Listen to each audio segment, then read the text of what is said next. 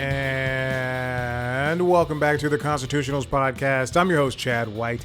If you didn't know, this is the premier podcast for the website, cpluscomedy.com. Like I just said, go there. Welcome back in as I play around with the levels.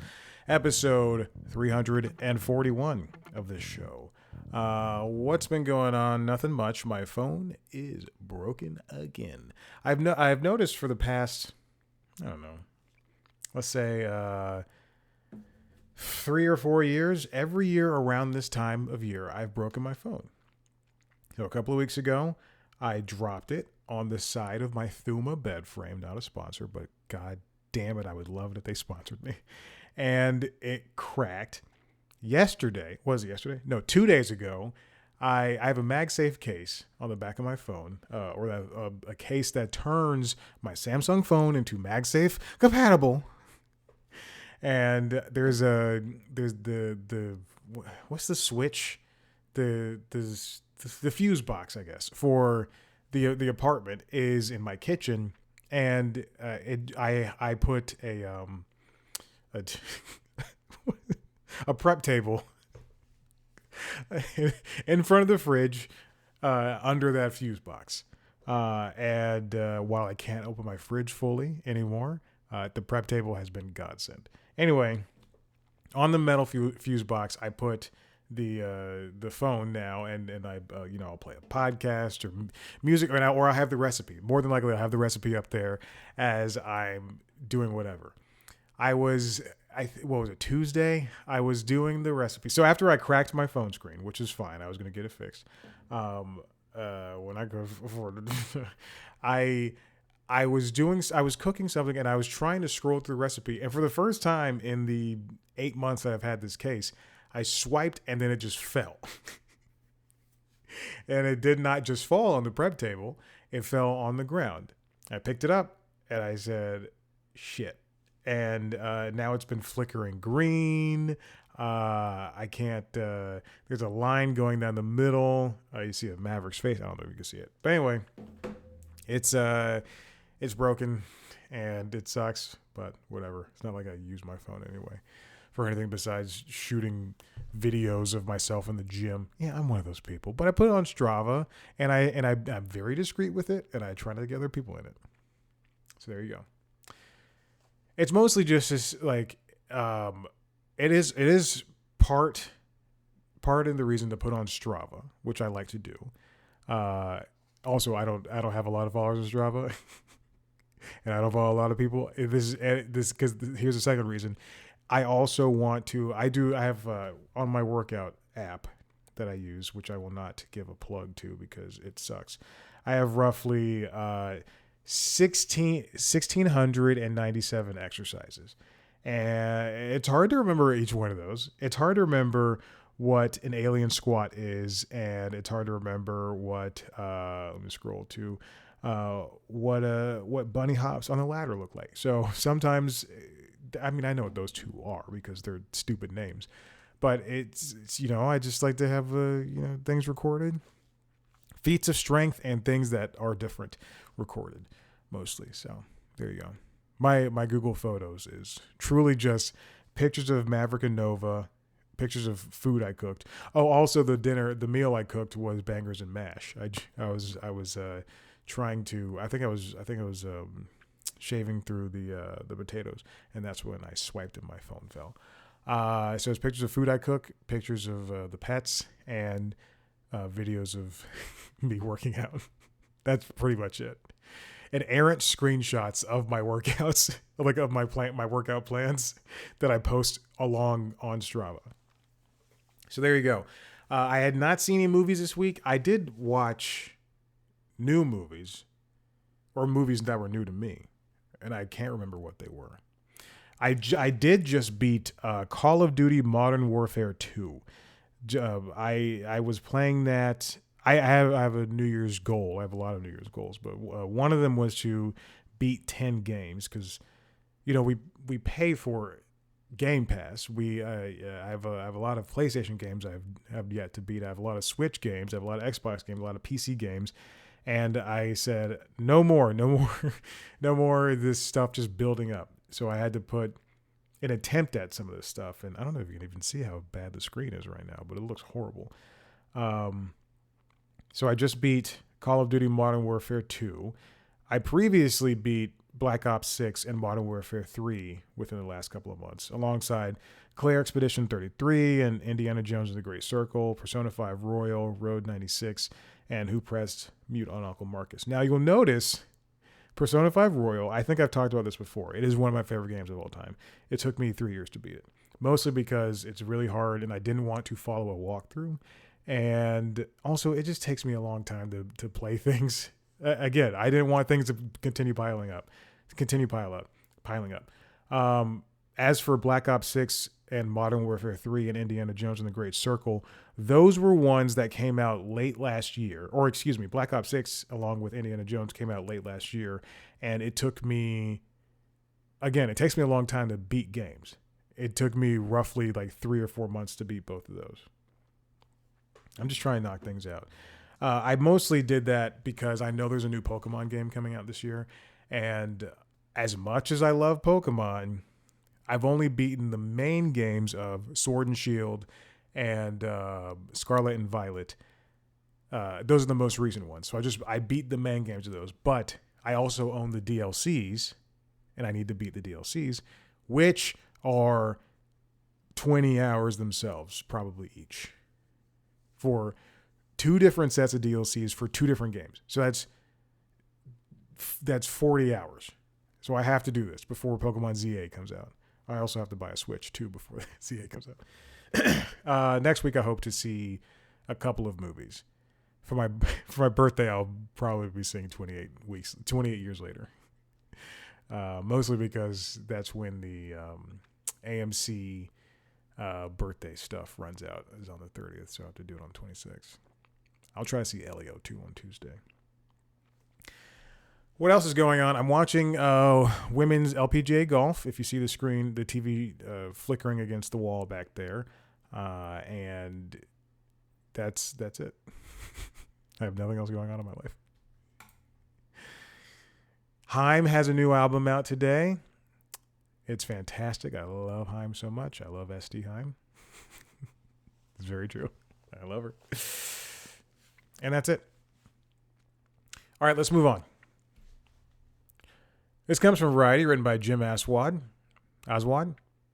Senators, Spotify's bundling plan harms consumers, call on FTC to investigate. Marsha Blackburn and Ben Ray Lujan bitterly criticized Spotify's audiobooks bundling plan, which lowers the royalties to songwriters and music publishers by hundreds of millions of dollars every year, in a letter released Friday asking the Federal Trade Commission to investigate the streaming giant. There's a new plan from Spotify that has audiobooks inside of it, but with that trade-off, because it sounds like it's pro-consumer, it's really hurting the artist who makes music, who originated on Spotify.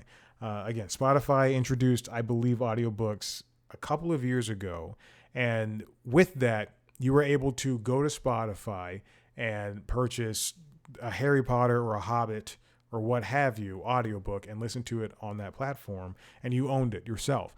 They didn't have a library way of doing it in the same way you can go to Hoopla or go to Audible and check out or buy, respectively, an audiobook. Now, they introduced this music audiobook bundling plan because Spotify wants to become a super app in a way that you are not stuck, but a user will say, I want to listen to a new Haim album. Oh, okay, I'm done listening to music. I want to listen to a podcast. I'm done listening to a podcast. I want to listen to an audiobook. They want you to stay on the Spotify app as much as possible. Super apps are popular in China, in Japan, where they're one-stop shops to go on the internet and to chat with your friends and to watch videos and to get your work done or whatever. But in America, we're not used to those because, frankly, we don't want them. But Elon Musk wants them. Anyway, Spotify's music bundling plan looks like it's a win for consumers, but it is not. Spotify announced the premium individual, duo, and family subscription plans in March 2024. But again, it reduces how much money the musicians and the songwriters get. And the letter, the senators say that the plan launched last year, which essentially lowers the royalty payments to songwriters and publishers by automatically shifting users to a plan that bundles music with the platform's much less popular audiobooks option, converts all of its premium music subscribers into different and ultimately higher priced bundled subscriptions without their knowledge or consent. The bundle also made the company eligible for a lower mechanical royalty rate in the United States.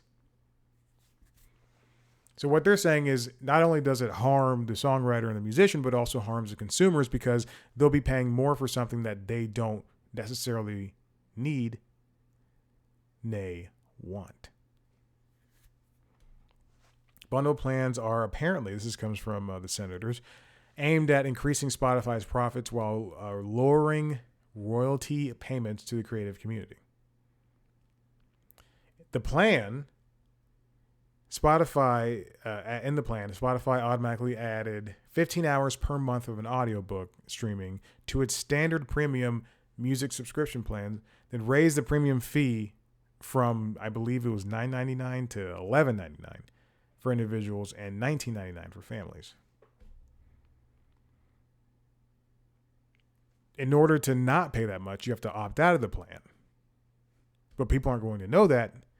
They're just going to see that the thing changed and say, oh, Spotify must have changed their thing.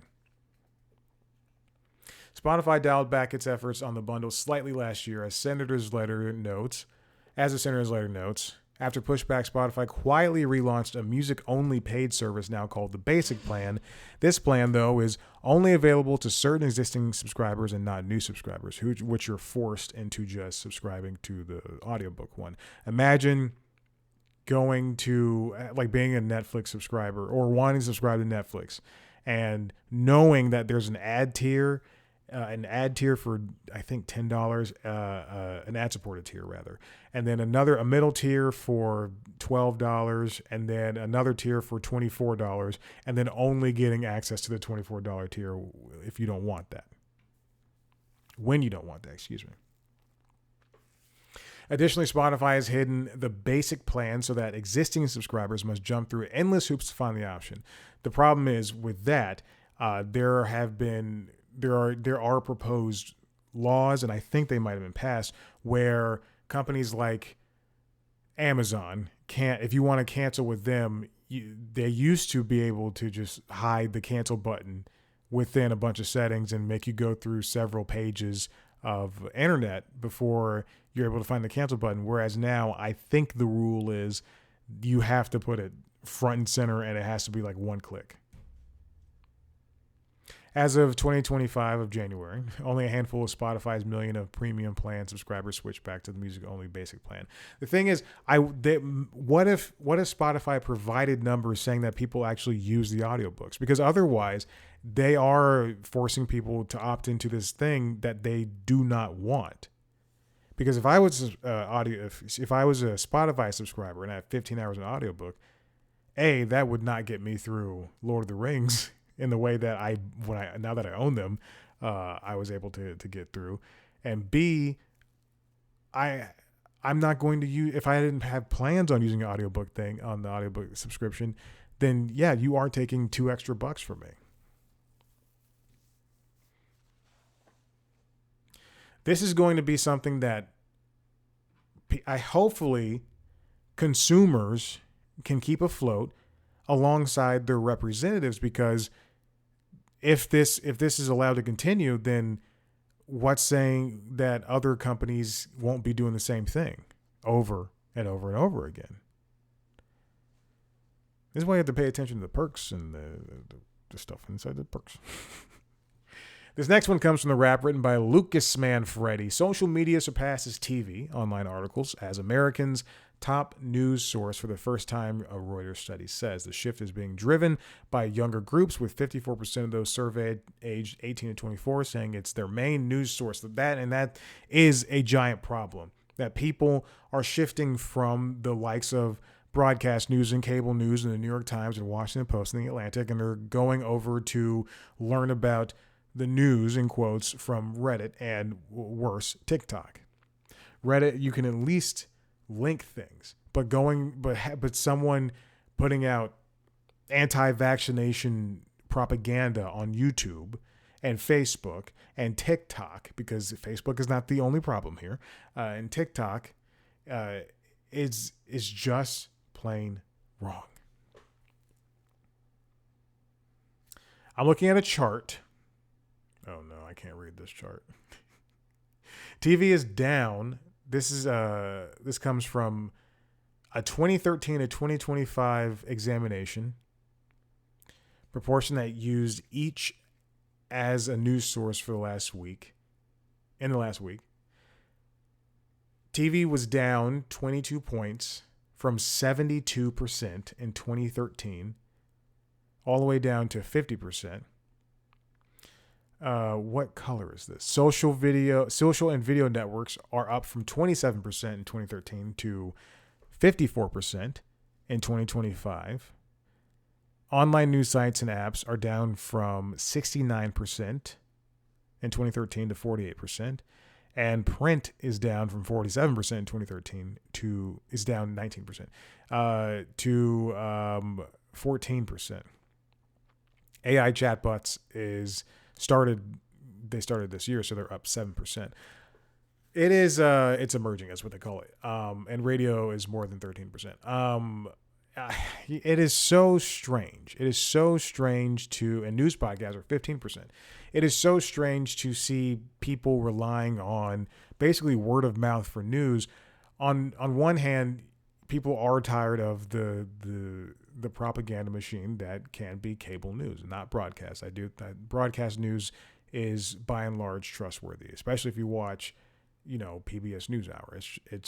It's the carrots and broccoli of news and kale of news. It might not be that burger that you want, but it's the thing that's going to keep you alive a little bit longer.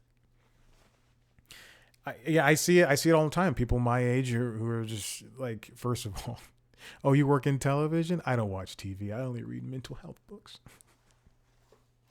I wish I did not hear sentences like that, but that is no over exaggeration. I don't really watch TV. I only read books. Oh, okay. Well, what books have you read? I just finished reading, the Bono book, talking about U2.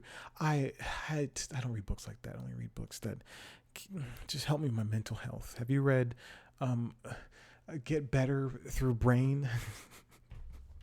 So fucking dumb.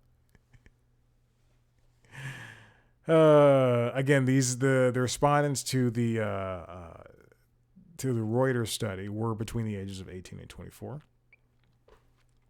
The main news sources are exactly what you think. Hold on. When it comes to specific platforms being used, Facebook reached 26% of respondents in the last week, followed by YouTube with 21%, Instagram with 16%, WhatsApp with 15%, X with 11%, and I was like, what's X? And TikTok with 10%. Other notable sources included Facebook Messenger with 5%, LinkedIn and Telegram with 4% each, Snapchat and Reddit with 3% each, and Threads and Blue Sky with 1%. 1%. I'm Baba Wallace.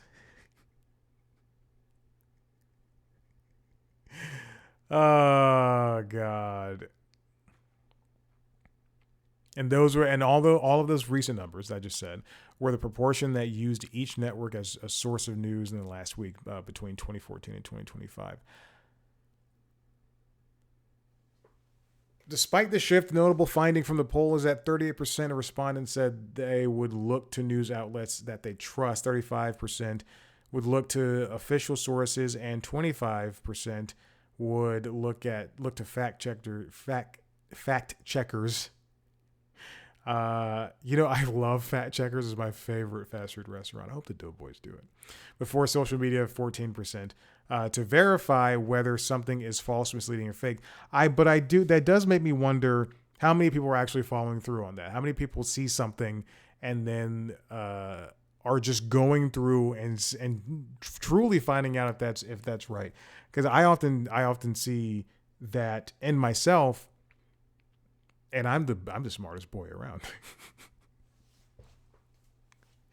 I often see that in myself, that sometimes I will see. I'm sorry, I'm typing something. The title, The Smartest Boy Around. I'll see something on, Blue Sky or Reddit or something, and somebody will just like say a fact from whatever the article is, and then I'll just go, oh, I guess that's right, and I guess it's true, and I won't ever follow through. And I read a lot, so if I'm doing that, what happened, to the typical person who sees RFK Jr. is right about vaccines? Like, what? I guess he's right. He used to hate vaccines and now he loves them. More than half the respondents worldwide, 58%, agreed that they are worried about what is real and fake online when it comes to news. A 4-point increase from 2022, with 73% of U.S. respondents concerned. Everybody should be concerned. We're getting new AI-created video tools that not just movie and television studios should be concerned about. Every single person on this planet should be concerned about something like that. And like how easy some things are to be created and not even labeled. To that end, here's another one. I have to move this around. This comes from Variety, written by Salome Hailu. Streaming viewership surpassed cable and broadcast combined for the first time ever in May, Nielsen finds. Nielsen's been tracking, doing the measurement of how basically YouTube and TikTok are doing when it comes to media consumption. And according to Nielsen's measurement of televisions in the U.S., mobile devices and other countries excluded, broadcast and cable viewing combined are making up 42.2% of all TV watched, while streaming surpassed them with 44.8%. That sounds like it's not big, but it's big. The last couple of months have seen YouTube become the prevailing watched thing when it comes to media. I'm going to say media because I don't want to say television.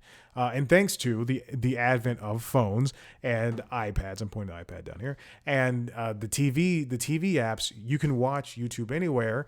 And really, again, they're not counting mobile, but people are tuning in and watching YouTube at home. In a couple of hours, I'm going to sit down and watch the new episode of Taskmaster. And that's great because I can catch it here and watch it live, live to air. But, that does take away from the viewership that is the YouTube TV subscription that I have, or even the Netflix subscription that I have. While streaming has been the largest source of TV viewing for a long time now, or excuse me, I shouldn't say Netflix. I should say something else. CBS. While streaming has been the largest source of TV viewing for a long time now, this is the first time it has lapped the total of the other key categories. Let's look at those numbers. The news comes from Gauge, Nielsen's monthly TV consumption report, which has been running for 4 years. From its launch in May 2021 to this May, streaming usage has jumped 71%, with broadcast down 21% and cable down 39%. I just recorded an episode of Late Night Lately, wherein I covered the notion that late night will not be what it is today in 10 years. Even 10 years ago, it's not what it is today. We're seeing a slow decline, a slow death of that genre of television, and after a certain amount, after a couple of years, we're going to see, CBS canceled After Midnight because Taylor Tomlinson wanted to go out and do road comedy, as she's won to do, and that's fine. But they use the opportunity for a lot of reasons, mostly to get purchased by Skydance. But they use the opportunity to cancel the show and save the $17 that show costs. And now all those people are out of a job, unfortunately. But they have no 12:15 show, and all they have is Colbert. and Kimmel has often, wavered on staying with his show on ABC, and Tonight Show lost a Friday episode, and it's just everything is just going away, and it's all going to be pointing to streaming, and it's all going to be cheaper, which is not good. You should go see a Minecraft movie in theaters. You should not just say, I'm going to wait till it comes to streaming. You should just be like, hey, Elio is coming to theaters. I'm going to go see Elio, which is, it's so important. Whether it's IP or not. I used to be against the IP train, but now go to the theaters. Go to theaters and see something. Go to see, and even beyond that, go to a concert. Go see Kendrick Lamar and Taylor Swift and Beyonce and Turnstile and Pulp and Yaya Bay. Go see people in concert. That's how people make money. Trust me. If you're just sitting at home streaming everything, yes, it's easier for you, and sure, you might be enjoying it, but at some point, these people have to make money, because if Disney does not see money from Elio, then they're not going to be making any more Pixar movies. And in 20 years, if Pixar sees a strong decline, they're not going to be making Pixar movies. We've seen these companies get rid of things. Warner, for instance. I'm not saying Warner's doing it right. I'm just saying this happened. Nielsen notes that free streaming services have contributed significantly to uptick. YouTube jumped over 120%. YouTube jumped 120% over the 4 years and regularly charts as the most streaming platform. In May, YouTube was the source of 12.5% of all TV viewership by Nielsen, the highest share achieved by any streamer to date. Even smaller platforms are having a footprint. Pluto TV, Roku channel, and Tubi, which are all free, made up 5.7% of viewing in May, outpacing any individual broadcaster. And what's great about channels, streaming platforms like that is that, sorry, I just hit the mic, is that they all have kind of gets when it comes to why people watch them. Pluto's got, I don't know, I think like 100 or some odd channels, but they're all fascinating, especially if you are somebody who wants to have a niche channel pointing in a direction. I love Cheers and Frasier, so I'm going to watch the Cheers and Frasier channel. There's a Pokemon channel. There's a Yu-Gi-Oh channel. There's some news channels. There's some sports channels. There's weather. I think it's the right channel. I don't know if that's true. There's music channels, Nickelodeon channels. Kids cartoons, TV Land. There's just things that you can just sit there and watch and put on. And yes, the ads are so obtrusive and they run all the time, but at least I'm getting my show or movie for free. On top of that, they also have on-demand stuff. Then you go over there to Tubi. Tubi's, they have some originals. They also have some live streaming. And then they also have shows like The Critic and Transformers, the original cartoon, and movies and stuff that you recognize that you can pick out and choose and watch yourself. And then there's Roku channel. I have a Roku stick. I might as well. I don't have a Roku stick. I have a Chromecast or Google TV, please. It's much slower than a Roku stick. And every time my TV turns on, it flickers on the screen. And it's because of that stick. It doesn't do that with anything else. I have a Roku.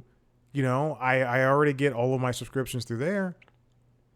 Why don't I go to the Roku channel and watch the Great American Bake Off? Is that what it's called? Because it's the Great British Bake Off. Yeah, the Great American Bake Off, which they now have. The first season of Chad, Nasim Pedrad's Chad, which was canceled from TBS after the second season was made, and they never had a chance to air it. And then Roku got the second season, but now it's gone. I'm pissed. They have all the Quibi stuff. So people are attracted to that because, after living for so long with cable and then being able to go to streaming and not paying that much, you're paying significantly less than cable. And then the cable bubble burst. The streaming bubble burst.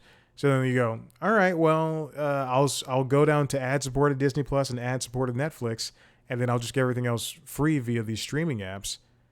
via YouTube and via Pluto TV and Roku and Tubi, I can deal with ads over, having to pay an extra $20 a month. We're seeing a lot of shows right now. This is what the report points out, according to the Variety article. We're seeing a lot of shows go on hiatuses. We're seeing a lot of shows get less episodes. I mentioned The Simpsons and Family Guy and American Dad and Bob's Burgers. They're getting 18 episodes, if that. 15, I believe, in particular for The Simpsons. 15 to be aired on Fox, and then 3 episodes to be aired on Disney Plus. So they're getting less episodes in total. They're all getting less episodes regardless. And so they're only going to be airing, 3/4 of a season. So what are people to do but say, hey, I think I'm just, if I'm not going to be able to have, every episode of Grey's Anatomy, if I'm going to get 22 episodes of Grey's Anatomy once the season's over, or Abbott Elementary, once the season's over, I'm just going to subscribe to Hulu because I can watch Abbott Elementary, and I can watch Always Sunny, and I can watch Archer, and I can watch Kitchen Nightmares.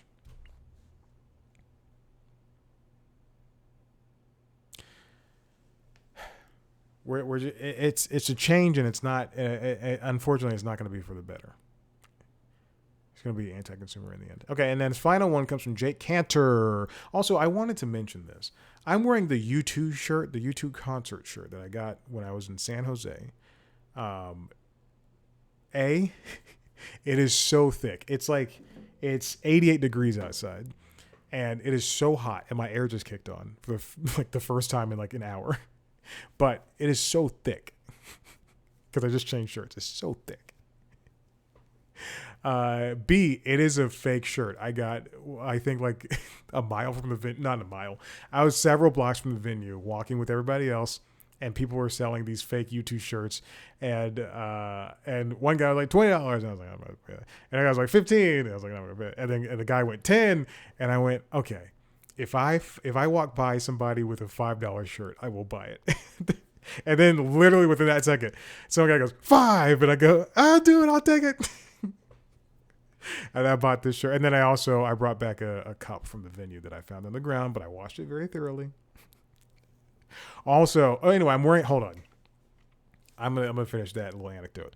This morning, I was at Trader Joe's, and I was buying my groceries, and I was in the vegetable aisle, and I saw a father and son hanging over the tomatoes, hanging over them like the way I assume Rudy Giuliani hangs over his victims, and like a vampire, just a decrepit vampire. I saw them both hanging over the tomatoes, and I'm picking up potatoes, and they're at the tomatoes. I'm at the potatoes.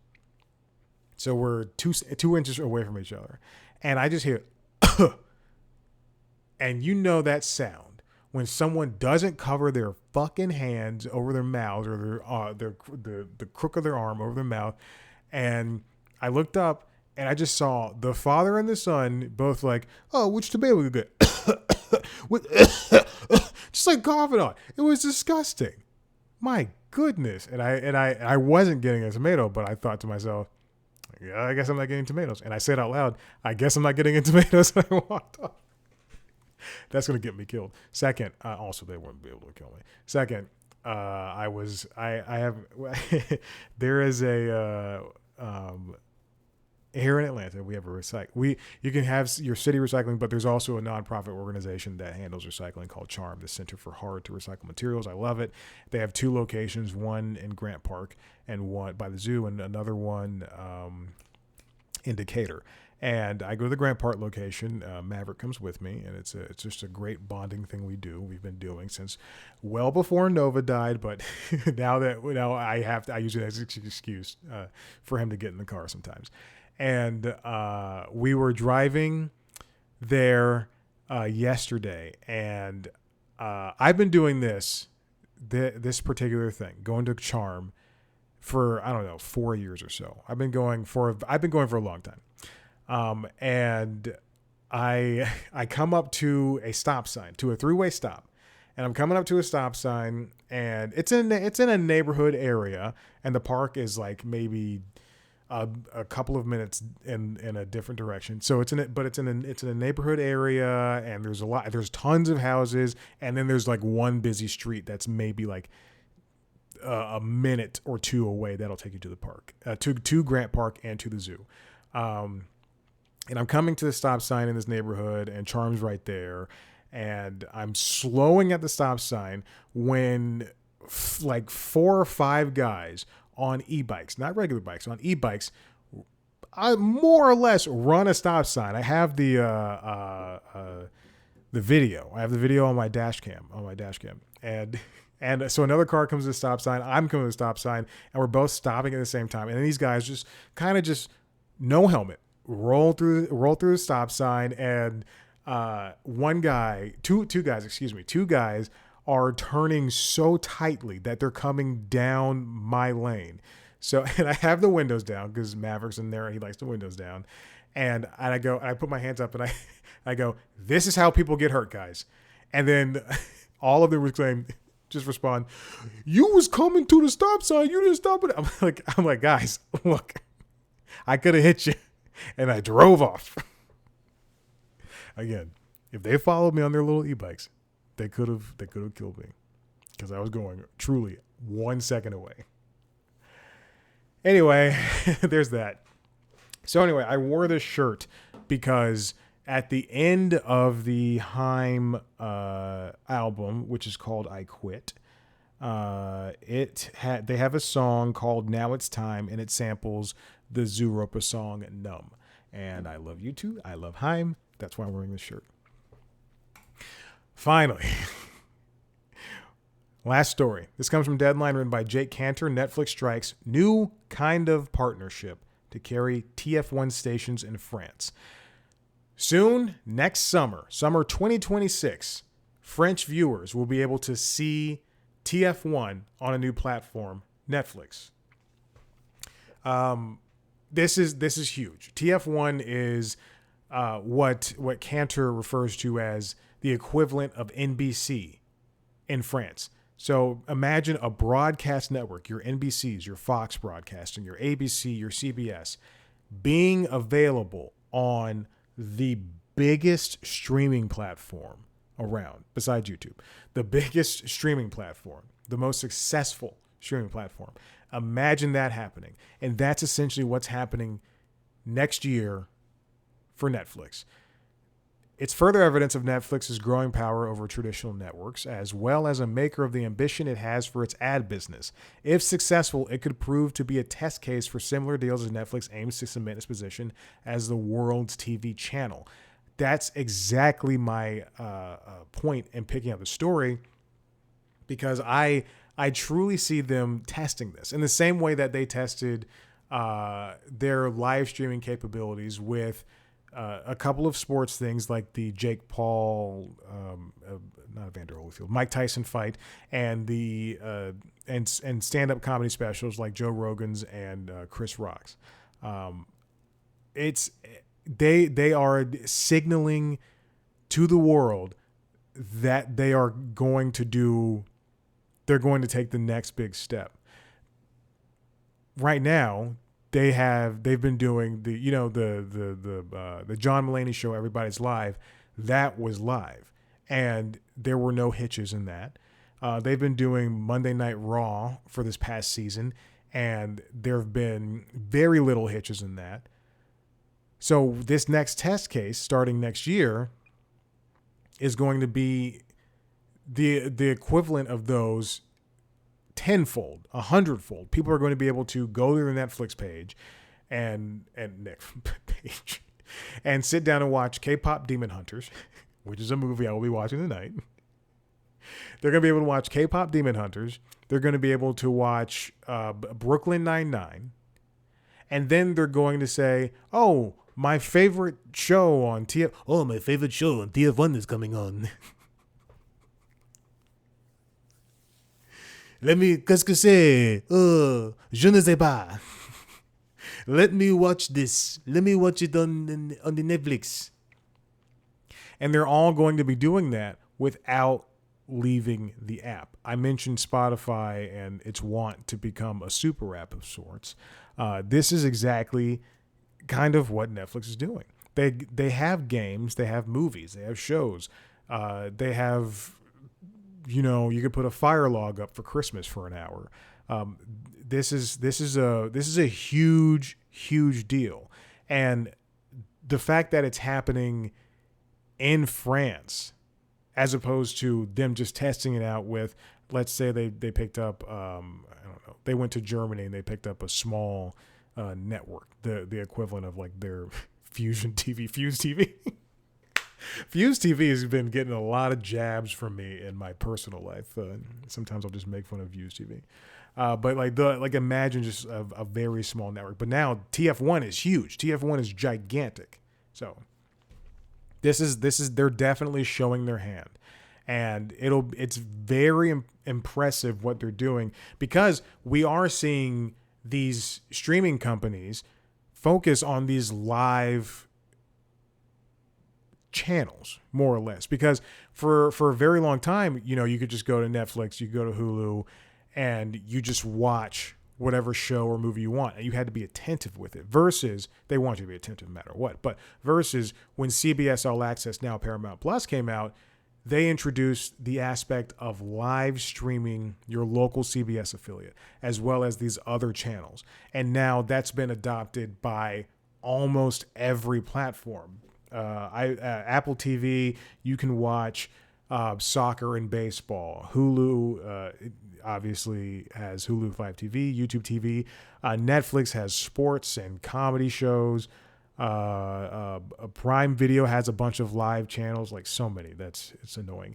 Peacock has live streaming channel, and when I say live, I don't mean they're all necessarily live, but I do mean continuously running. And Disney Plus now has them with the kids and the Simpsons and news and all that stuff.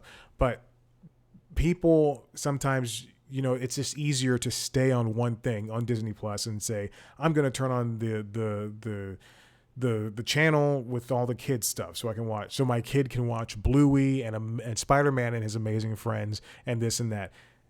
Netflix is they are going to cement themselves as the place to watch everything eventually. And again, I mentioned this in the lately.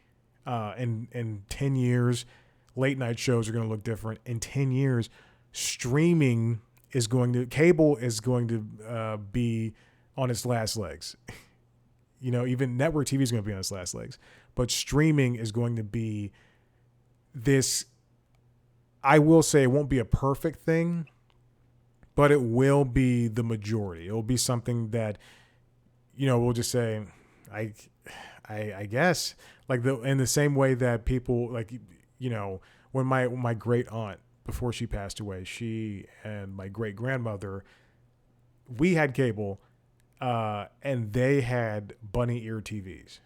They were elderly people. My great grandmother lived to be 111, but they were elderly people. They didn't need cable. They just, you just go downstairs and you turn it to 3.2 and you could get some cartoons sometimes.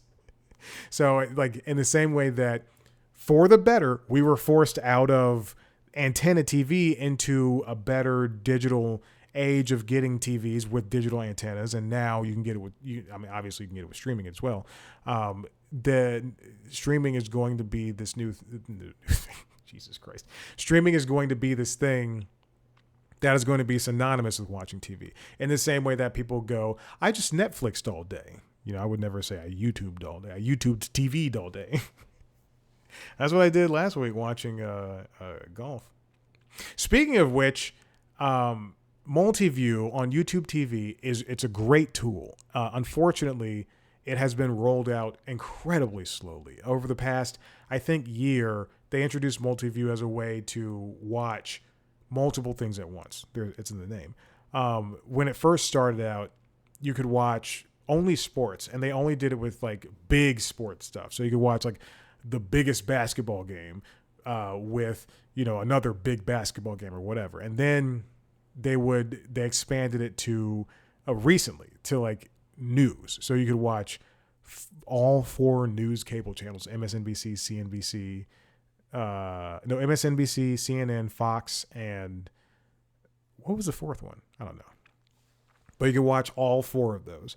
And then they started doing this A/B testing, I guess. But in the past couple of weeks, they started doing this local multi-view that has all of your local networks. So your CBS, your Fox Broadcasting, your ABC, and your NBC. And then the cable stuff, and then the sports stuff.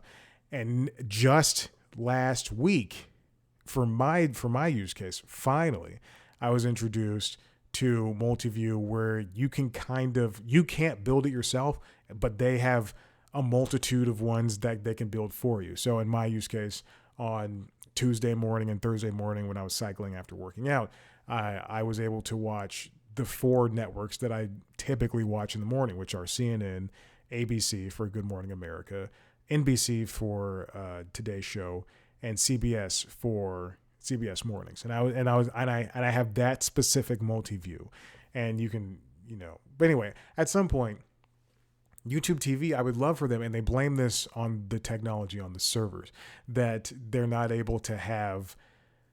I would love for them to have multi-views where I can just build it, where I can watch, a rerun of The Simpsons along with a basketball game, or I can watch SVU and I can watch a news channel. That'd be so sad. SVU and the news. They're both the same thing. All right, I'm done. Thanks for listening. I hope you checked out the recent interview I did with Julie Seabaugh over there on youtube.com/C+Comedy. It was an excellent chat. We talked about her new documentary called Are We Good? I believe it was called. About Marc Maron. It was at the Tribeca Film Festival. Next week we'll have an interview. I'm just going to tell you right now, it was supposed to come out this week. And then I sat down and I thought, I don't have any other interviews, so I need to space these out. So they'll be out next week. If you want to see a video version of this show, go to youtube.com/C+Comedy, where you can see a video version of the show, a video version of the interviews, as well as a video version of the other podcasts. LinkedIn Logs, which is the Jobs podcast, and Late Night Lately, the Late Night Show. Check them out. They're great. Subscribe to those shows wherever you get your podcasts. There was no new episode of LinkedIn Logs this week, mostly because I want to do one next week, and I don't think I could have done one next week if I did one this week. Follow us on Blue Sky, Instagram, TikTok, at C+Comedy, me at Chad Black White. Thank you so much for listening. See you next time. Bye.